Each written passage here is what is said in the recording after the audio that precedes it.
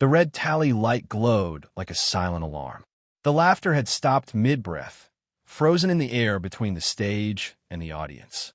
Steve Harvey stood still, his cue cards slipping from his fingers and fluttering to the floor like a forgotten line in a script that no longer mattered. The band faded out. The camera operators glanced at each other. Something had changed in the rhythm of the show. Something real had entered the room. In the third row sat a man holding a thin, white envelope. His hands trembled. The words printed on the front, "Notice TO vacate," were clear enough for the nearest audience members to read. And that was the moment Steve saw him. He stopped speaking. The room's heartbeat slowed. "Hold that thought," Steve said softly. He stepped down from the stage, breaking every rule of television. The floor manager froze. The producer's voice cracked through the headset. Is he going off script? But Steve didn't hear. Or maybe he didn't care. He walked straight to the man, his shoes echoing on the polished floor. "Brother," he said, "you all right?" The man looked up, eyes wet but defiant. "I'm fine, sir." "Please don't." He tried to tuck the envelope away. Steve gently reached out, stopping him. "You're holding more than paper, my man. That's weight." The audience sat in complete silence. The studio that had been built for laughter now felt like a cathedral. Cameras zoomed in instinctively, capturing a moment no script could ever write. "What's your name?" Steve asked. "Derek," the man replied, barely audible. "I fix HVAC systems." Or I did. They cut my hours. Rent didn't care. Steve nodded slowly, like a man who had once lived that sentence. "You got a family, Derek?" "My boy, Malik. 7 years old. I told him I was at work today. I didn't want him to know about the letter." The room inhaled all at once. Every parent in the audience suddenly saw their own child in that boy. Steve took off his jacket. A light beige suit coat, still warm under the studio lights, and placed it over Derek's shoulders. "Then let's make sure he never sees this as the day his daddy gave up," Steve whispered. He turned toward the crowd. "Folks," he said, "this ain't in the script. But neither is life most days. Sometimes it walks right through those doors and sits down among us. Sometimes it holds a letter that says, 'Get out,' and sometimes it just wants to be seen." A ripple went through the crowd, one of quiet understanding, the kind that doesn't need applause to mean something. The cameras rolled on, but no one remembered the show's question anymore. Not the contestants, not the producers, not even the audience who had come for laughter. What they remembered was a man without a stage pretending his pain didn't exist, and another man refusing to let him stay invisible. During the next commercial break, Steve guided Derek behind the set. The hallway was quiet, lined with old posters and faded photographs of past winners. "You ever rebuild a rooftop unit in August?" Steve asked. Derek smiled weakly. "Every summer of my life." Steve nodded. "Then you're already tougher than half the world." He pulled out a small laminated card, one that only a few people in the industry knew about. It wasn't for fan mail. It was his private number, the one he used when someone needed more than a punchline. He tapped it against Derek's chest and slipped it into the envelope. "Keep this. It's a number that answers back." When they returned, the crowd erupted in applause. The sound wasn't for celebrity or performance. It was a release, a collective exhale. Derek looked like a man waking from a long night. Steve returned to the podium and said, "Family Feud is about answers. But today, I just wanted to ask a question. How far are we willing to go for each other?" That question hung in the air as the lights dimmed for the next round. Derek stood by the podium, still holding the envelope that no longer just meant loss. Inside, it now carried a card, a promise, a connection, a thread between despair and hope. Then came the twist no one expected. The producer's voice cut in from backstage. "Derek, there's a phone call for you." The crowd went silent. A man's voice filled the speakers. "This is Alonzo. Steve gave me your name. I run a maintenance team. You free tomorrow morning?" The silence broke like a dam. People stood, clapped, cried, shouted, and hugged. Derek couldn't speak. He simply nodded, tears tracing lines down his face. Steve smiled, one hand on Derek's shoulder. "Bring those same boots, brother. And remember, God don't waste pain." The game ended that day without a winner. But something else won. The envelope that had carried eviction now carried redemption. The jacket became a symbol of shelter, the card a lifeline, and the letter, once a threat, became a keepsake. A week later, a photo arrived at the studio.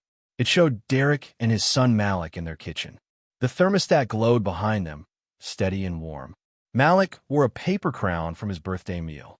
On the back of the photo, Derek had written, "First day after the notice that lost."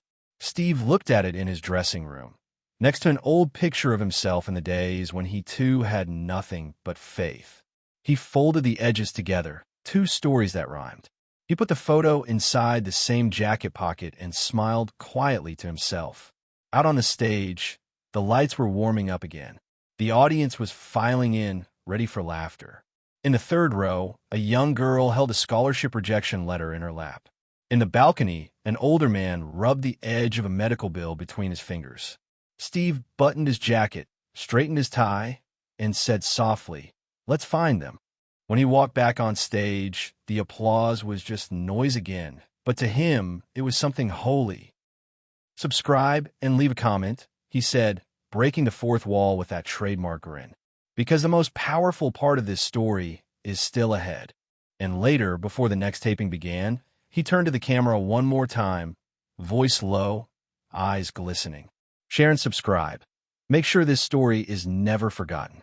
He looked into the lens the way a man looks into a mirror, not to see himself, but to see who might be waiting on the other side. The red tally light flickered on once more. But this time, everyone knew. It wasn't just recording a show. It was recording a legacy months past. Seasons shifted, but the echo of that day, the day Steve Harvey stopped a show to start a miracle, kept returning in waves. Clips of the moment spread online, but what stayed with people wasn't the virality. It was the silence before the applause, that holy, trembling pause where an audience of strangers remembered what humanity looked like. Derek had started his new job with Alonzo's company.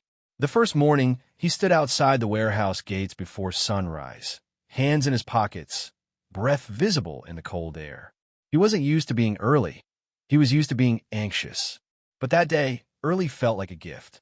Inside the jacket pocket Steve had given him, the laminated card was still there. The ink had smudged a little from his thumb, rubbing over the numbers every night, as if he was memorizing not just digits, but the idea that someone cared enough to answer. Every week, Derek called Steve's voicemail, not to ask for help, but to leave updates. He'd say things like, "Malik's doing better in school," or "We fixed the chiller on building 4 ahead of schedule." Sometimes he didn't say anything at all, just breathed into the phone and hung up, the sound of gratitude wrapped in static. One night, weeks after the taping, Steve sat in his office after the crew had gone home. The stage lights were off. Only the faint glow of the family Feud sign reflected on the floor. He pressed the button on his voicemail and listened. Derek's voice filled the room again, small and steady. "Just wanted to say thank you, Mr. Harvey. You didn't just help me keep a roof. You reminded me to keep my dignity." Steve leaned back in his chair, rubbing his face with his hands. He wasn't crying. He never cried for show, but something deeper was shifting. For decades, he'd been the man who turned pain into punchlines. He knew the chemistry of survival, how laughter could dilute the bitterness of life. But this was something else. This was laughter alchemized into action. He thought back to the early days, the nights in a car behind a fast food joint, when he'd tell himself that the pain had to mean something. Back then, he used to whisper to the steering wheel, "If I ever make it, Lord, let me be somebody's signpost out of the dark." He didn't know it then, but Family Feud had become that signpost. Not because of the jokes, not because of the ratings, but because he used it as a bridge between spectacle and soul. The next taping day came. As Steve walked through the hallway, one of the young stagehands, a new intern named Grace, stopped him. "Mr. Harvey," she said timidly, "I was in the audience that day. I was sitting behind the man with the envelope." Steve turned, eyebrows lifted. "You were there?" She nodded. "Yeah, my dad had just passed. I didn't tell anyone. But when you walked off that stage and gave him your jacket, it felt like you gave hope to all of us who were losing something." He smiled, soft and genuine. "You never know who's watching, baby. That's why you always do the right thing, even when nobody claps." Grace wiped a tear, embarrassed. It made me apply for this internship. I wanted to work somewhere that remembers people. Steve nodded, placing a hand on her shoulder. Then you're in the right place. That day, the show began as usual. Laughter, lights, trivia, the rhythm of 1,000 episodes repeating the same familiar joy. But about halfway through the taping, Steve noticed a small figure near the front row, a little boy wearing a paper crown. His mother sat beside him, holding her phone. The boy looked around nervously, clutching a small drawing in his hands. During the break, Steve walked toward him. "Hey, little man," he said. "That's a royal crown you got there." The boy smiled. "My name's Malik." Steve froze. For a second, time folded in on itself. "Malik," he repeated softly. "Yeah," the boy said proudly. "My dad said you helped us. He said you were like a superhero without a cape." Steve crouched down to his level, smiling. "Your dad's the superhero, son. I just held the flashlight." Malik handed him the drawing. It showed Steve on stage, jacket outstretched, with a big red heart floating above the words "Thank you" for the chance. For the first time that day, Steve didn't have words. He just held the drawing close, the way a pastor might hold scripture. "I'm going to keep this," he said quietly. "You understand me? I'm going to keep it." The crew watched from the stage, eyes glistening.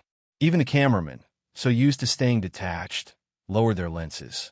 When the taping ended, Steve placed the drawing beside his cue cards on the podium.